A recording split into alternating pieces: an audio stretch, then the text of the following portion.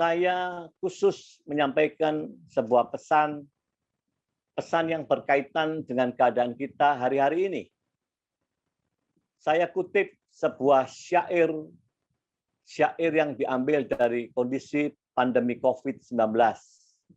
Syair ini berbunyi, "We are in the same storm, but we are not in the same boat." Dengan kata lain, we are in the same storm, but we are in different boat.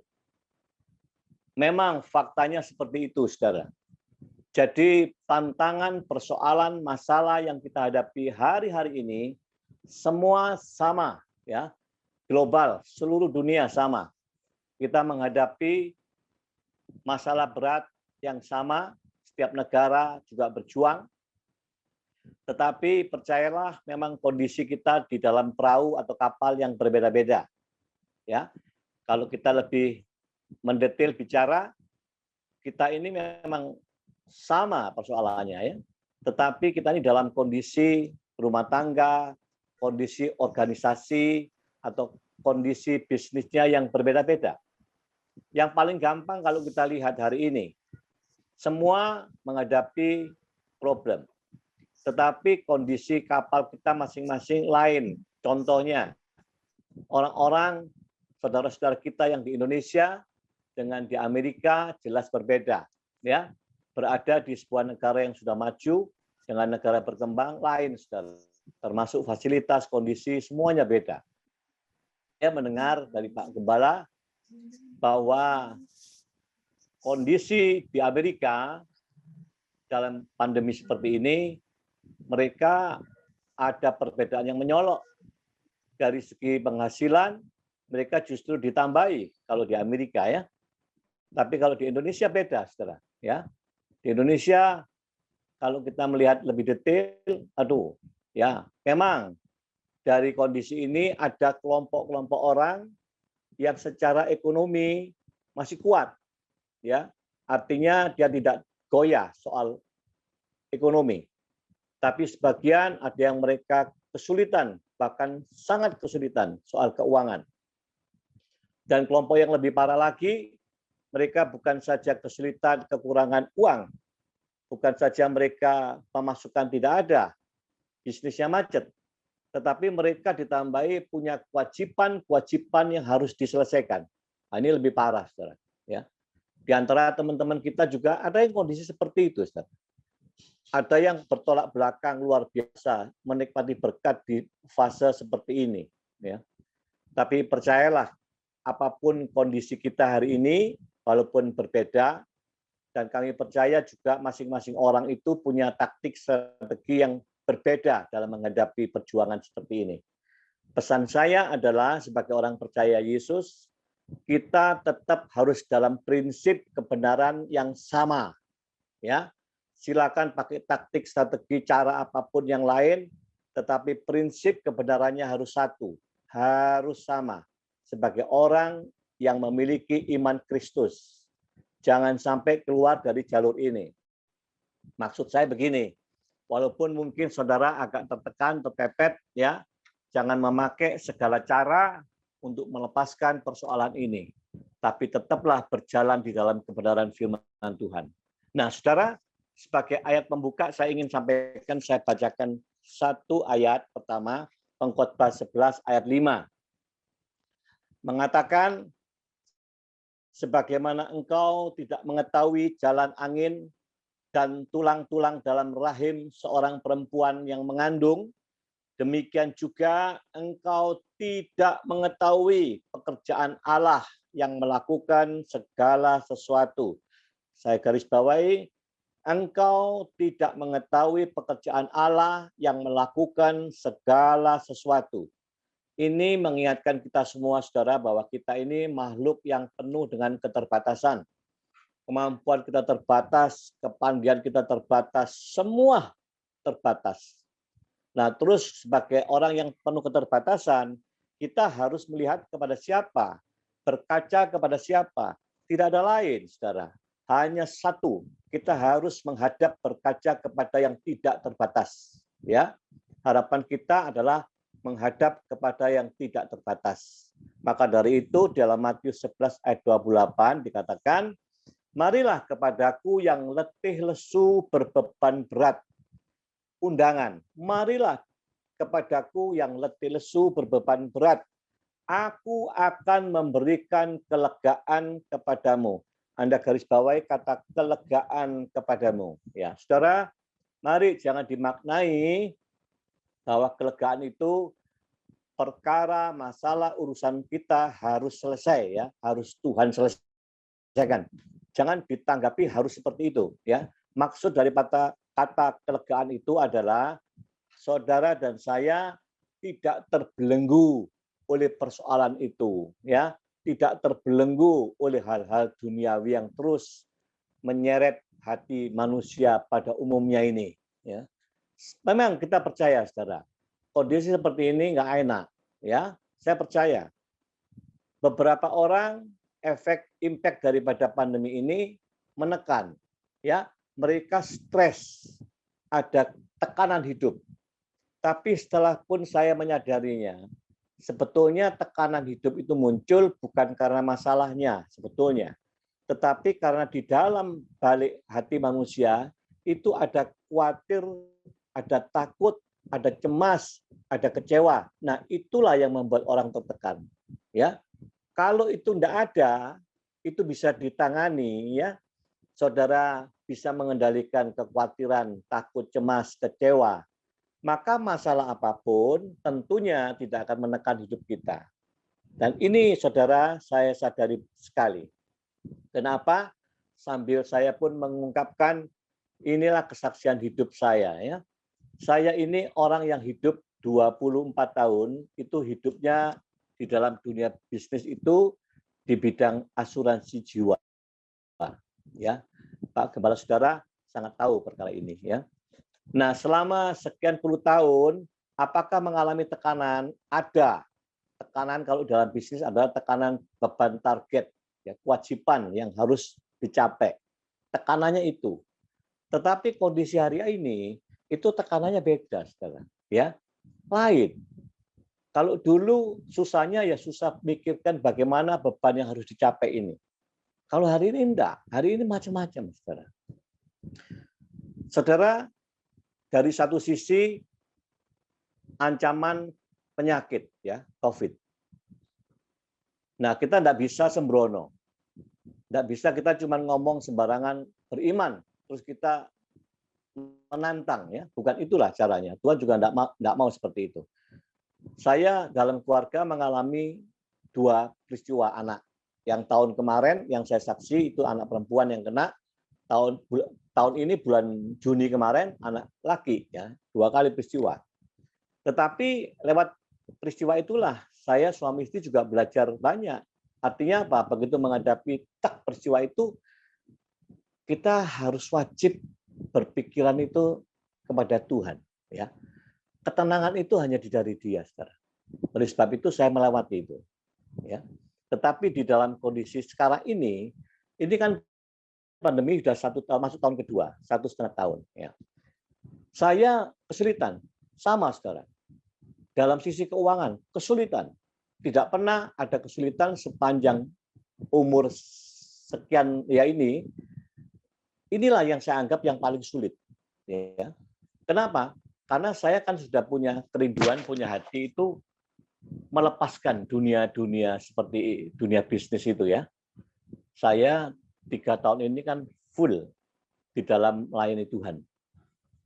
Tapi begitu kena pandemi yang di luar dugaan ini, betul-betul secara manusia itu sempat kaget. Seperti ini, ya. Tetapi saya segera mengatasi persoalan ini. Bagaimana saya atasi? Ada 3 poin penting yang ingin saya bagikan pada pagi hari ini. Yang pertama, ya, saya harus punya perspektif tentang Tuhan saya secara benar. Karena kalau perspektifnya salah, maka cara hubungan saya dengan Tuhan salah. Cara saya meresponi keadaan ini salah, ya. Tapi kalau perspektif mindset saya tentang Tuhan benar, maka sikap saya, tindakan saya pasti benar, tidak akan salah. Ya. Oleh sebab itu, saya tancapkan bahwa, Allahku, dia omnipresent, omniscient, omnipotent. Dia selalu hadir. Walaupun ada krisis ini, dia hadir. Tetap bersama saya. Tidak pernah tinggalkan, saudara. Ya, dia maha tahu. Yes. Dia maha kuasa. Tetap punya kuasa luar biasa. Sebab Allah kita adalah yang hidup, bukan mati. Ya. Dan saya berpikiran, mindset saya katakan bahwa dialah segala sumber kehidupan buat saya. Dan tidak ada yang mustahil bagi Tuhan, tapi Tuhan baik juga. Tuhan nyatakan tidak ada yang mustahil juga bagi kamu yang percaya, ya, yang beriman. Tidak ada mustahil juga. Oleh sebab itulah saya hanya berkaca, datanglah kepada sumbernya. Saya yang terbatas, saya hanya datang kepada Dia. Dan saya dalam 1,5 tahun ini cukup mengalami pemeliharaan Tuhan yang luar biasa, yang di luar akal, saudara. Sungguh, ya. Di mana berkat itu bisa datang, bisa muncul, yang tidak pernah saya pikir. Ya, sama sekali. Dan itulah yang terus meneguhkan, menguatkan kita berjalan di hari-hari ini. Kadang-kadang memang muncul. Apakah Tuhan saya harus kembali lagi seperti dunia yang kemarin lagi? Ya. Padahal saya sudah tidak punya hati di dunia itu. Gitu. Dunia saya adalah tetap melayani Tuhan. Nah, ini kan tantangan, saudara ya. Tapi saya nggak mau goyah. Saya ingin tetap di jalur kebenaran firman. Oleh sebab itu, satu tadi saya pasang mindset saya, perspektif saya harus benar tentang Tuhan. Yang kedua, saudara pernah mengenal istilah ATC, Air Traffic Controller. ATC itu adalah pengontrol lalu lintas udara. Dia pengontrol yang ngatur perjalanannya pesawat terbang di angkasa, yang begitu padatnya jalur itu. ATC itu selalu punya hubungan dengan pilot, ya, antara ATC dengan pilot terus kontak, nggak bisa lepas. Mau take off dia dikontrol di atas, sampai mau turun pun dikontrol oleh ATC. Ya, kalau putus dari ATC, maka yang akan dihadapi adalah cilaka, ya, maka akan ada musibah terhadap pesawat itu. Oleh sebab itu ATC ini harus harmonis terus, tidak pernah putus. Nah, saya ingat, saudara, di hari-hari ini maka koneksitas kita kepada Tuhan harus double portion, ya. Koneksitas kepada Tuhan itu harus lebih kuat. Nggak bisa kita seperti biasanya lagi, ya. Harus lebih. Kenapa? Kalau kita nggak lebih, kita jadi lemah lagi, ya. Nah, koneksitas itu bagaimana? Kita harus memiliki doa yang jauh lebih serius. Ya. Dan isi doa tidak cuma meminta terus. Ya. Tuhan sudah tahu sih kebutuhan kita. Tuhan sudah tahu posisi kita. Tapi Tuhan ingin lebih intens bagaimana kita berkomunikasi.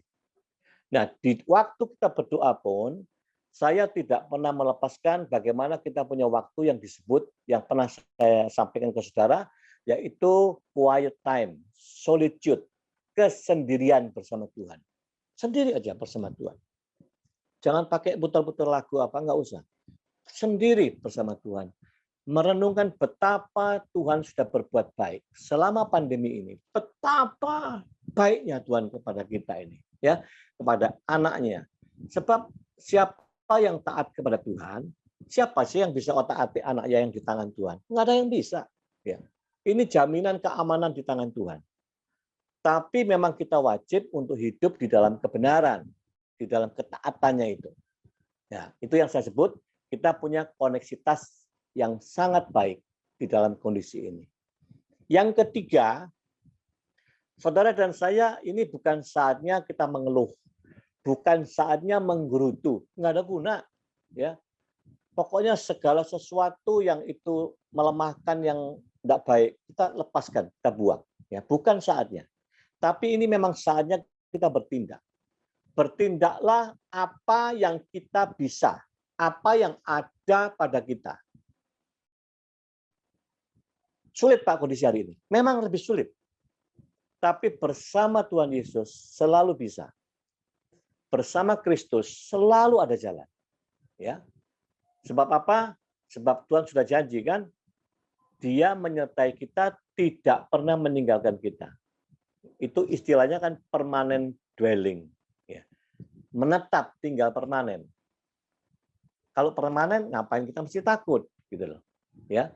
Jadi ini bukan saatnya menggerutu, bukan saatnya ngomel, kecewa, negatif. Enggak, saatnya kita juga berani bertindak apa yang ada pada kita yang bisa kita kerjakan. Lakukanlah bagian-bagian kita, biarlah Tuhan akan melakukan bagiannya. Saya percaya, saudara, tidak banyak bagian yang kita bisa kerjakan semuanya. Ada sisi-sisi lain yang kita nggak bisa, dan biarlah itu Tuhan yang mengerjakan. Ya, bagian kita kerjakan. Hari-hari ini susah, saya bilang sama teman-teman saya, lebih susah daripada 2 tahun yang lalu. Ya, tetapi kalau kau berdiam diri juga bukan jalan terbaik. Ya, kalau kau berdiam tidak ngapa-ngapain juga berpikirannya macam-macam. Jangan, tetap kerjakan. Makanya saya bilang pesannya satu, milikilah mindset atau perspektif yang benar tentang Tuhan. Supaya apa?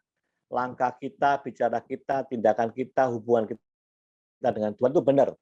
Yang kedua, ATC, punya koneksitas yang intens, yang terus bersama Tuhan. Ya, jangan sepelekan soal merenungkan. Maaf ya, saudara. Bukan, teman saya bilang, aku ini udah rajin, udah rutin baca Alkitab. Tapi kok ya gitu-gitu aja. Saya bilang hati-hati ya, jangan terjebak kepada rutinitas. Jangan terjebak hanya sebatas pengetahuan. Tuhan Yesus ingin kita bukan masuk di dalam pengetahuan saja, tapi Tuhan ingin saudara dan saya masuk di dalam pengenalan kepada Kristus. Ya, bukan hanya pengetahuan. Dan ini semua kita akan peroleh kalau saudara punya waktu. Yesus sendiri di dalam firman, dia seringkali meninggalkan orang banyak, meninggalkan muridnya, dia menyendiri ketemu Bapaknya. Pagi-pagi buta dia menyendiri kepada Bapaknya. Itu quiet time, ya. Itulah satu momen yang menguatkan kita. Saudara, kenapa bisa menguatkan? Orang kalau punya quiet time, apalagi punya merenungkan firman, itu akan muncul kesadaran. Kesadaran itu kuat, saudara. Kalau kesadaran kuat akan membangun nilai-nilai dalam kehidupan kita, nilai-nilai kebenaran. Kalau nilai-nilai itu kuat, maka segala pola pikirmu, perkataan, perbuatanmu itu akan menjadi baik semuanya. Ya. Tapi kalau saudara hanya masuk rutinitas, kita tidak lemah, nggak kuat. Ya. Jangan terjebak oleh perkara rutinitas.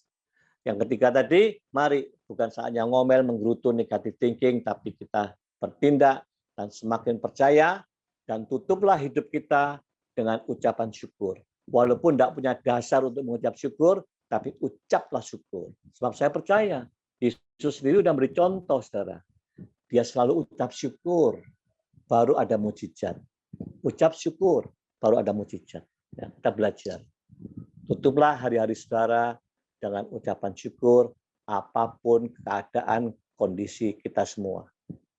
Salam saya, stay safe, stay healthy, and keep your faith strong forever and ever. Amen.